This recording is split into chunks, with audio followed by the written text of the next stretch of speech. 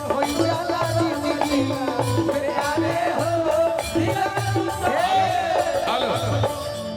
Hello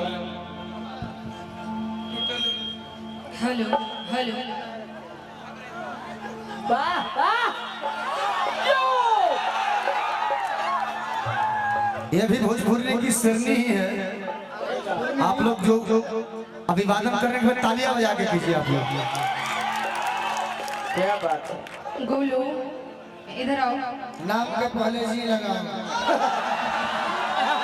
Golu इधर आओ। बचपन के मित्र है तो क्या हुआ? इधर आओ इधर आओ इधर आओ इधर जी आओ लगा इधर आओ इधर आओ।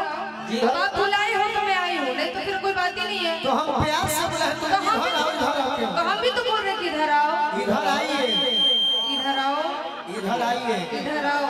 नहीं आएंगे तो हम आए हैं ना, हम आए हैं ना। अब बोल रहे सुनो बात। वजह से कहो तो जा जाने हम वही जैसे बैठ वजह से ना कह सकत रहे। न जा कहो ये अपने फेर में बना सो हम भैंस के देह में गोठा ही जा रहे हैं। हम भैंस के देह में गोठा ही हैं। अरे की जिंदगी में जो हो अरे भोले लोगे जा अरे अपना जनुआ के होई दिलवा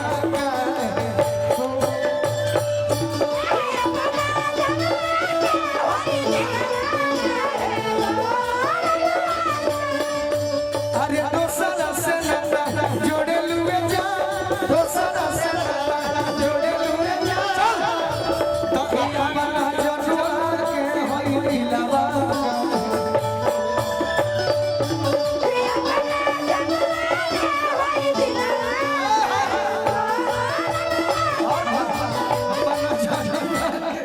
हो गया। कौन कारण तू करेलू बेवफाई ए दीपिका अरे पूछला पछू तो सचो देलू सफाई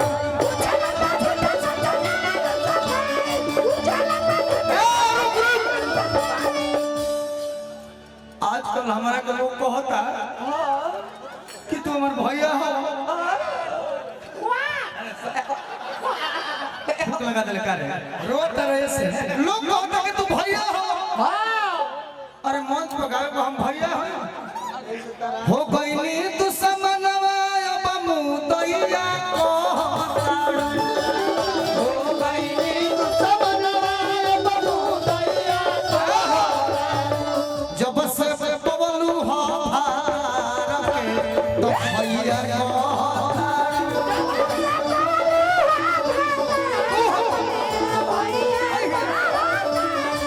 जब से पवलू हो भारत के तो भैया को यही लगे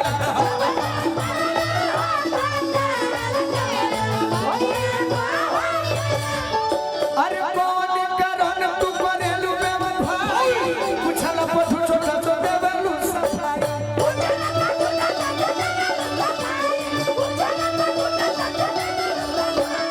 अतना बदल जाई हो हर जाई सोचला को लगे करे जा फट जाई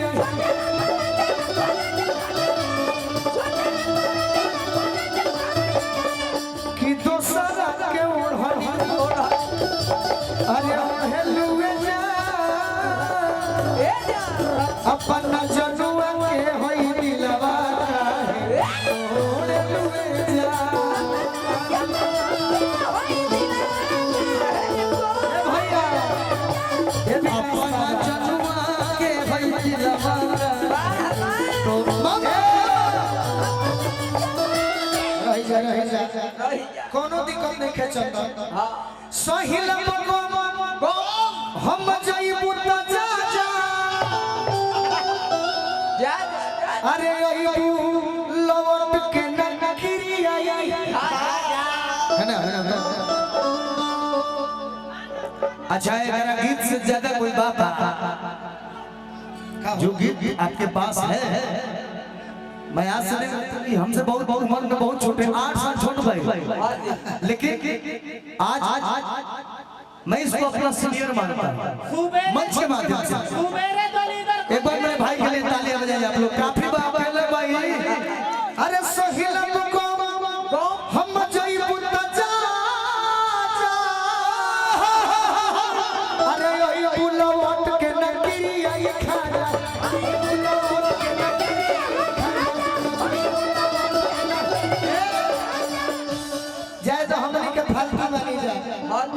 तोहरा के यार तो हजार मिल जाई है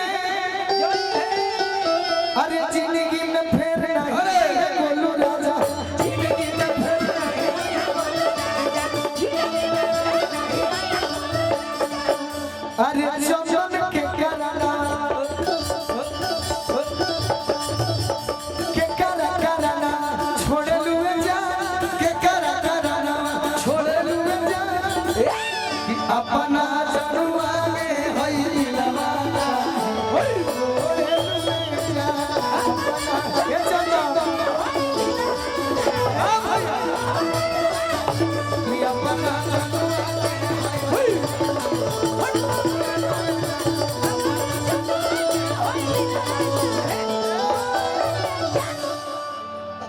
आई हम आई और अच्छा लगा बनबो बेसी बनबो देखो हम कहे खातिर तू बनबो तब बिगाड़ दे जा बिगाड़ देम जा अब जा करे लगलो अरे जा करे लगलो ना ना बोला जा कहे लगलो अच्छा ना कह ना तू झगड़ा कर के जीवन में फिर इहेनु बात बोल गाना गाना कहे के बात वैसे चंदन है ले आओ चंदन आई हमारे भोजपुरी में है वो मित्र बा हम के है तू मित्र बाड़ी तीन जनी मित्र बाड़ी तीन जनी बाकी लोग कलाकार का मानेला कलाकार हां दी तोहरा के भी मित्र चंदन के दुलरुआ मित्र हां ऐसे मत कर दोस्त रोना लगे अरे आई रिस्पेक्ट यू तुम लक्ष्मी हो दुर्गा हो एक बार फिर छू लूंगा खुशी होती है तोरो पैसा कट जाई चलो गाना कहो आप गाइए उठा के अरे लक्ष्मियों का पैर छूना कोई गलत बात है क्या ये दुर्गा है लक्ष्मी है भवानी है बहुत अच्छी बात है तनी हमर वोकल बढ़ाई तबे न हम गाए लेना है दोनों माइक वाले ले हाल आ दोनों रोरा सब बढ़ है जब बार बर्बाद रही तो फुट जाए गिरा दिया बाती चुपचाप रहो तनी तनी दीदी भैया के साथ दे दे भैया केना भागल के हेलो हेलो सिटी बन की सिटी हो आहा ला ला आगे चल अब यहाँ के कहानी है जिंदगी में जहर घोरे लुए जाए और अपना पगला के दिलवा काहे घोरे लुए जाए तो हम कहत तनी बड़ा सुंदर भाव याद आता चंदन है ना अकेले में फंसा तो फंस देखिए भैया हेलो प्रार्थना बना तनी स्कूल में प्रार्थना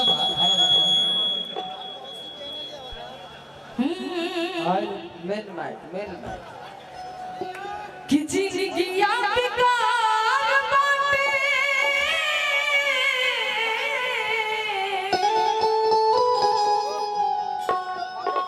कि जिंदगी बेकार बाटे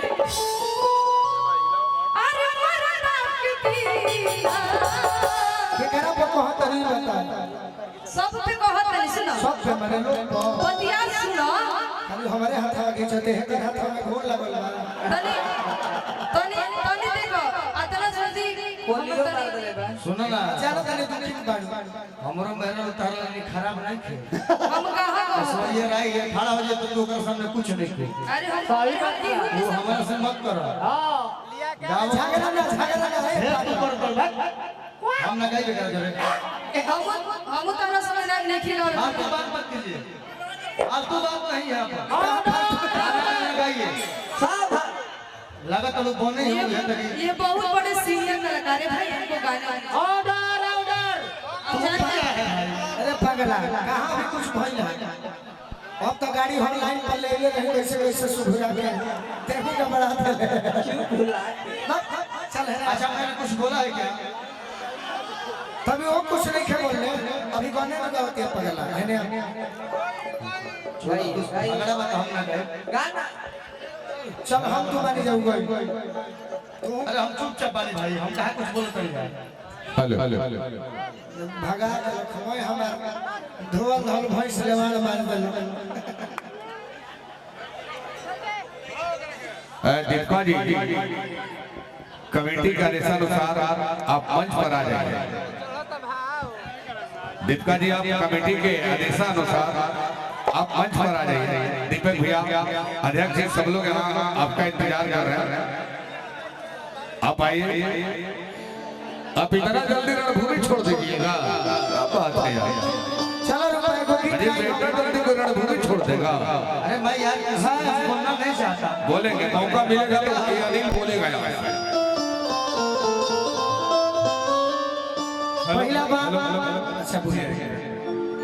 दीपिका जी, मैं आपसे रिक्वेस्ट कर रहा हूँ, प्लीज आप आइए। आपको देखने के लिए यहाँ पर हजारों लोग आए हैं। प्लीज मैं आपसे रिक्वेस्ट कर रहा हूँ। और ये मैं जितने भी कलाकार आए हैं, सभी कलाकार बंधुओं से मेरा रिक्वेस्ट। मुझे मत कहिए, मेरा दोस्त नहीं है। एक मिनट प्लीज, आप थोड़ा सा रिक्वेस्ट, मेरा रिक्वेस्ट को मानिए प्लीज। अब मैं 2 मिनट आपसे रिक्वेस्ट कर रहा हूँ, 2 मिनट आपसे भी कर रहा हूँ।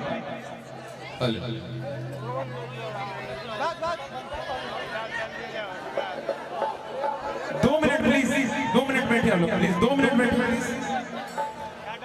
दीपिका जी, हम रिक्वेस्ट कर रहे हैं, आप कोलकाता से आई हैं और बहुत लोग आपको यहाँ पर इंतजार कर रहे हैं आपको सुनने के लिए। आप इतना अच्छा गाती हैं और मैं आपको भरोसा दिलाता हूँ, मंच जो है सभी को सुनने लोग आए हैं, तो यहाँ पे सबको ही आराम से गाएगा प्लीज। देखिए, मैं किसी से गुस्सा नहीं हूँ, मेरा मन मिलना चाहिए ना। वो लोग बड़े कलाकार हैं, हम छोटे कलाकार हैं, हम नहीं उनके हिसाब से गा पा रहे हैं, तो मैं क्या कर सकती हूँ। वो सीनियर कलाकार है हमसे, बहुत सीनियर है, हम छोटे मोटे कलाकार हैं, इसीलिए हम। अच्छा, थैंक यू बाबू। देखिए, बाबू अभी उनके अल्फाजों से झलक गया कितने आप सीनियर। सुनिए, हम एक लाइन में खारिज कर देंगे, संगीत यहाँ से शुरू हो जाएगा। अल्फाज आपको बता देता है आपके संस्कार और आपकी सीनियरिटी। अल्फाज बता देता है, आपके शब्द बता देते हैं आपके संस्कार से बिलोंग करते हैं, आपका सीनियरिटी क्या है। देखिए एक मिनट, देखिए ये मंच हम लोग कहाँ उपस्थित हैं, ये गोवर्धन पूजा का समारोह है, ये कोई महाभारत का अखाड़ा नहीं है। यहाँ पर हम लोग सबको गाना सुनने हैं, यहाँ पर युद्ध करने नहीं आए हैं और ना ही किसी से लड़ने आए हैं। ना कोई यहाँ पे सीनियर है और ना कोई जूनियर है, यहाँ पे सभी आर्टिस्ट हैं। हम आपका गाना सुनने आए हैं, हम किसी का झगड़ा सुनने के लिए यहाँ पर प्रोग्राम नहीं हुआ है। हम गाएंगे, लेकिन देखिए, एक सलीलता से हम गाना गा सकते हैं, हमसे बाकी उस तरीके से गाना नहीं होगा। देखिए, आप सलीके से ही गाइए, कोई डिस्टर्बेंस नहीं हुआ, लेकिन आप लोग सब लोग गाइए। देखिए, इसे अखाड़ा मत बनाइए आप लोग ये प्लीज। गुड्डू भैया बोल रहे थे हमारे मर्यादित भाषाओं का प्रयोग दीपिका जी, करना चाहिए। दीपिका जी, ये मर्यादित भाषाएं हैं। Deepika ji, I am very sorry. अभी सॉरी बोले और अभी अपनी जगह पे आ आई एम वेरी सॉरी। क्या बात है? मैं सॉरी बोल रहा हूँ। फिर वही बात आप करिएगा, सॉरी अभी बोले फिर वही करिएगा। देख लीजिए, 2 मिनट नहीं लगेगा आपको करने मैं में। कुछ नहीं बोलूंगा, आप मूड बना के आए कि चंदन को ऐसे करना है वैसे करना है। I am sorry please. आप सीनियर कलाकार हैं, आप नारी हैं, आप आपका सीनियर सम्मान कलाकार हैं भाई। आप संस्कार की बात कर रहे हैं, इसलिए मैं आई एम सॉरी। सीनियर कलाकार हैं। Please I am sorry. मैं आपके पाँव पड़ता हूँ, Keep it up। मैं आपके पाँव पड़ता हूँ। आप गाने गाइए, कंट्रोवर्सी मत कीजिए। कंट्रोवर्सी आप कर रहे हैं, हम कंट्रोवर्सी में रहने वाले नहीं हैं। देखिए, आई एम सॉरी। सीनियर कलाकार हैं। मैं आपका पाँव छूता हूँ। दीपिका जी, आप कार्यक्रम भैया, आप गाइए। चंदन बाबू, छोटे भाई है वो बैठा। दीपका आजा मंच के आगे आओ बाबू। अब चंदन आप बैठ जाओ, छोटू जाओ। तो ही बोल दो, बोल। प्लीज आप लोग बैठिए, प्लीज प्रोग्राम को खराब मत कीजिए। बाबू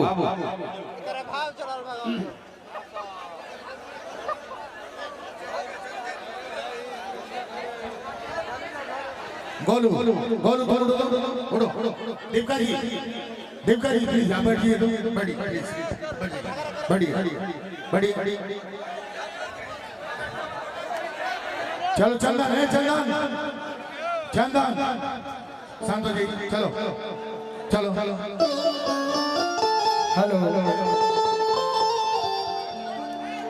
हेलो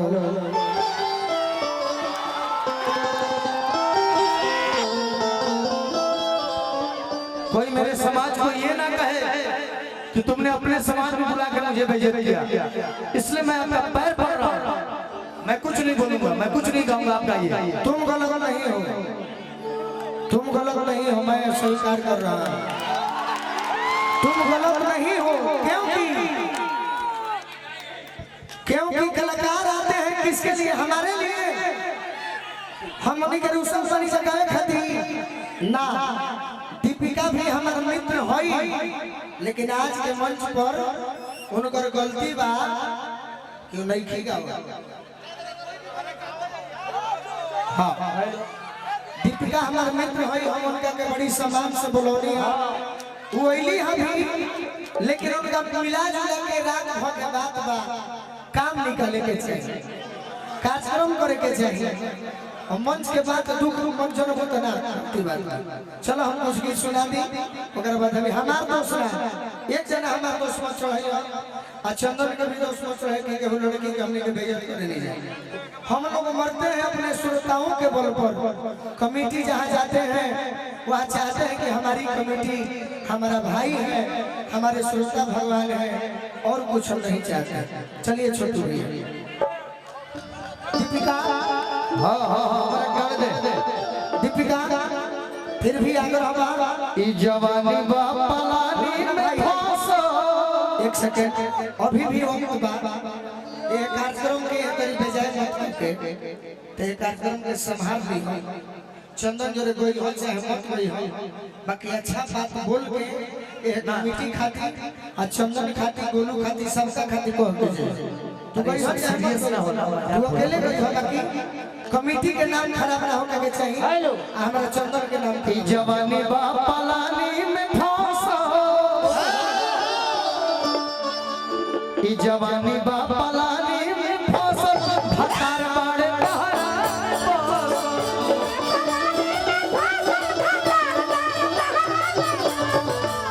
ई जवानी बा पलानी में फंसो। भतार बाड़े बहरा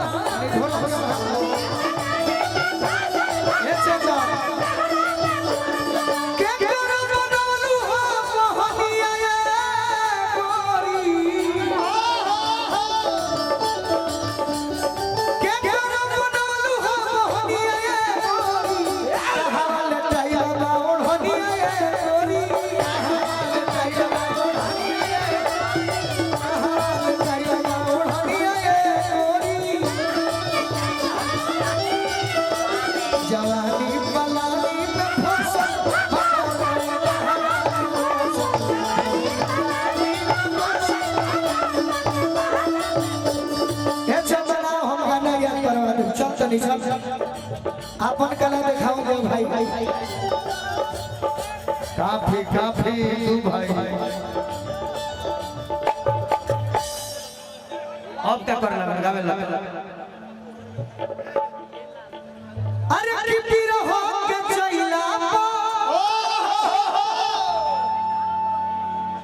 बदनिया धरैली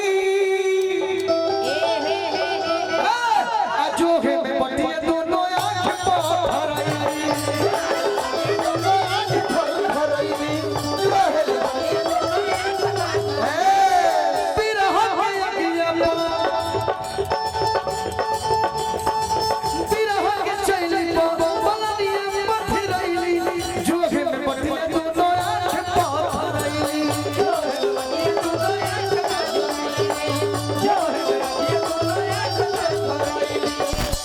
तो सजल से जगे बिछावना उड़ोसो।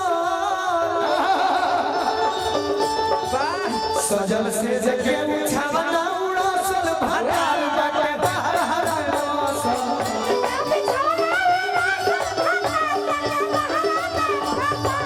जवानी पलंगिया फसल भतार बाटे बाहर हरसो। जगे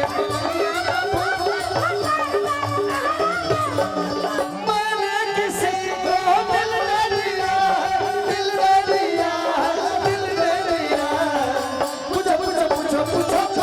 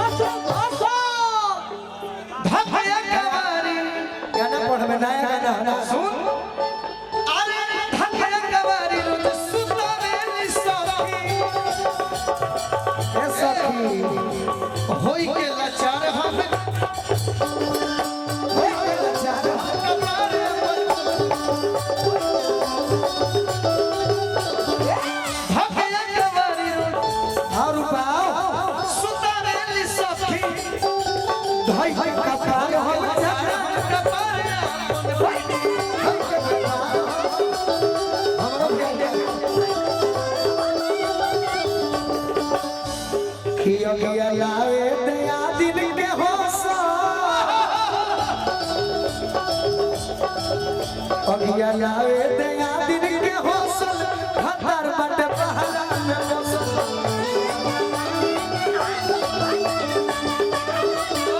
बबुआ मनीष भैया हमार बड़ भाई सोनू बैठल भाई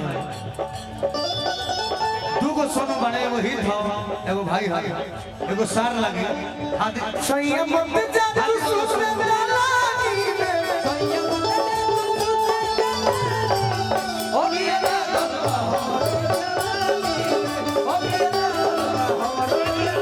संयम मत जादू सुने लागी में संयम मत जादू सुने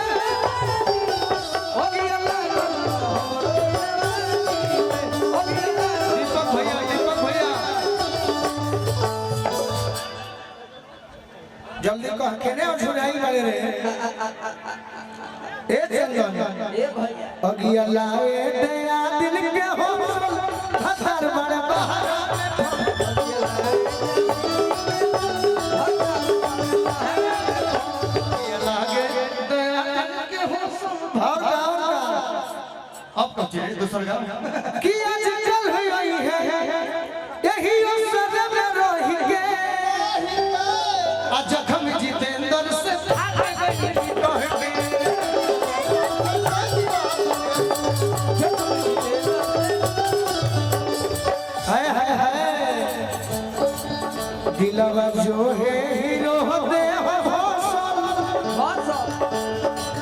दिलवा जो है हीरो दे हो भोसल ए चंदन सेटिंग सिखल जाओ भतार वाले बहारा में बसल